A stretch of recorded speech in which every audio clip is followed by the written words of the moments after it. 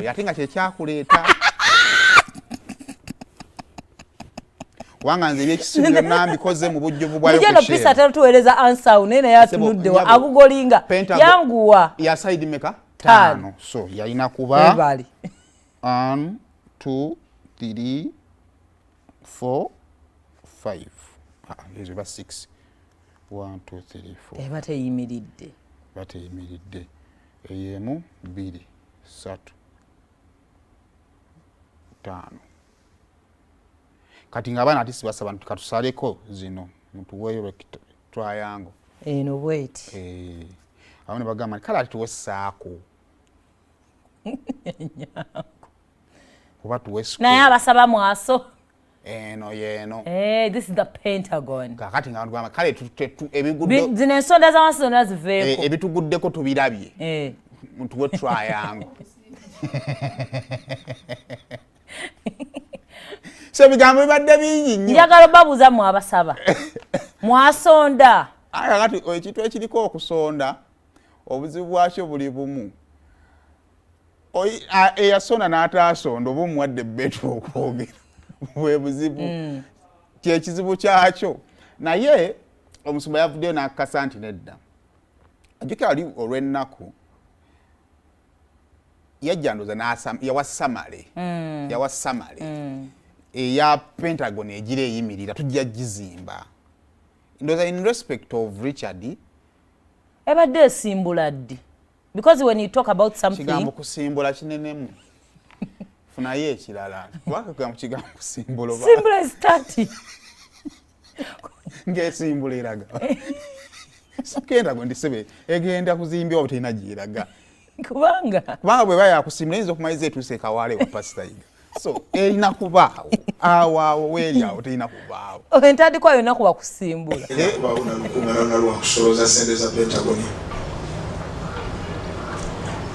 tugireka tujja kuzimba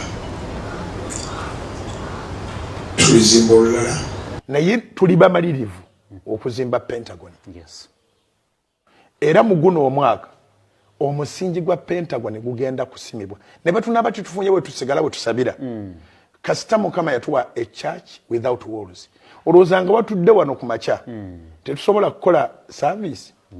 ekirungi Mukama yatulozaako 2 yenna namukolera mu studio 2 service nazikolera mu studio Sunday service nagikolanga okuva ku ssaawa 4 paka ku ssaawa 10 ne guno omwaka bwe tunaba tufunye bwe tugamba tuwana tugenda okuteeka services tugenda kwesonyiwa kye bayita okukuŋŋaana okuli physical tudde mu kukuŋŋaana okuli virtual naye kanani awuukulwe omusingi gutandike ogwa Pentagon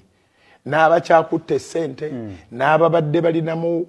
okusooka okwetegereza bajja kusumulula ssente zaabwe nga balaba Pentagon etandise this year.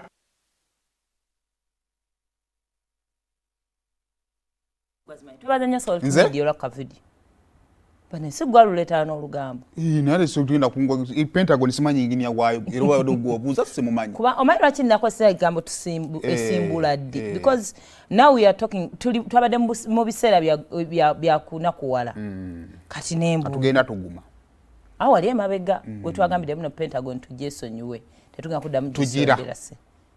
Se tujira tumuzeemu. Thank you. Okay, katuyina ebizibu ebiriwo. Kati ngamba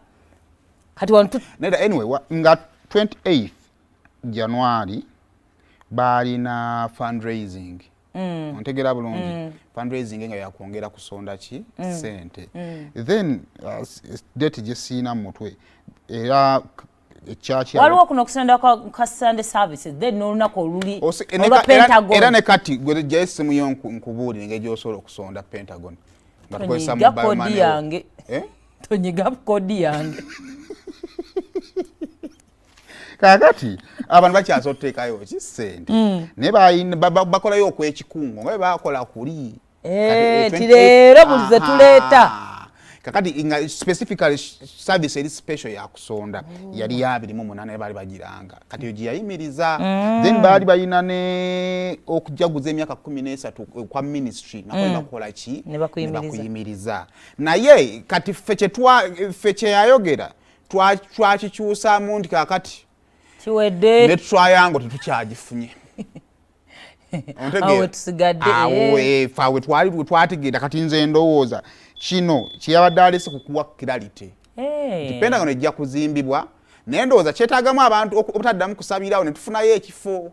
so that one tusimbula Pentagon eyampe nga teri agikola ki ate bwe mulaba nti tusimbudde buli akwatidde ssente bano bahafi tayagala nyiga mu automatically kodi ng'otwalayo tusobola okumaliza ki then that's beautiful kati era ndowooza era akattuwe kabeera singa bagana akattu sente ezo singa teziwera era ndowooza tuyinza omumaliriza nga Pentagon tewedde ate nga tetuzeewo anti owulidde agambye singa tubula we tusabira tujja sabiranga ku mutimbagano kitegeeza nti the moment de bafuluma Kanani balina kudda nga Pentagon ekoze eki weegaanira wonna tusigalayo ku mutimbagano ne tusonda mpola paka weeriggwa kikola amakulu aye munayingira bitawedde byebyo kale tugirinde abatokomesi b'omugambo b'okukyalo kuno mutandikira kakati twamubisi nga tutandika mwami Nsereko Mutumba Haji Alhaji Katonda amuyisa